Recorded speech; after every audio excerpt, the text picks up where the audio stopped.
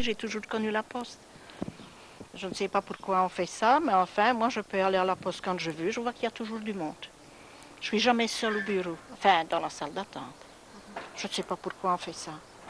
Malheureusement, c'est pour les vieilles personnes qui n'ont rien pour se déplacer. Je ne sais pas, aller à Trasny, aller à Courcelles, oui, c'est bien. Facile à dire, mais pas facile à faire. Hein.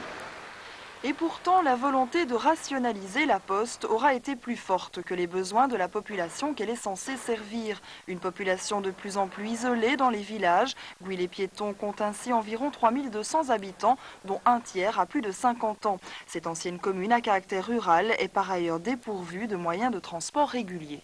Il n'y a plus de bus, si ce n'est en période scolaire, à raison de 7 bus en aller-retour, mais étalés sur un nombre d'heures relativement important. Et en période non scolaire, il n'y a plus que 2 bus.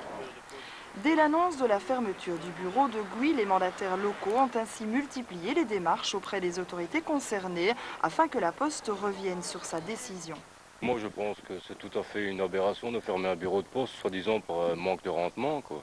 Moi, je trouve que la poste ici, elle sert beaucoup plus qu'autre part.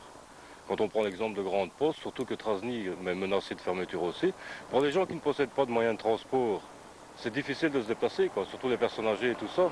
Moi, personnellement, je ne possède pas de voiture. Les transports en commun sont aléatoires. Et pour de simples choses comme un timbre-poste et tout ça, si on ne nous demande pas son facteur, se déplacer pour ça, c'est un peu difficile. On a fait des pétitions, mais je ne sais pas si ça servira à quelque chose quand même, parce qu'il y a déjà longtemps qu'on parle de la fermer, alors je vois qu'on arrive malgré tout à le faire. Mais moi je trouve que s'il n'y a pas tellement de travail sur la journée pour l'employé, je ne comprends pas pourquoi on ne donne pas les heures d'ouverture, ne fût-ce que 2 demi-jours par semaine ou une journée. À ce moment-là, on saurait à quoi s'en tenir. Par leur présence symbolique aujourd'hui devant le bureau gouitois, à la veille du jour fatidique, les mandataires communaux espéraient justement obtenir de la Poste qu'elle maintienne au moins une ouverture du bureau à temps partiel.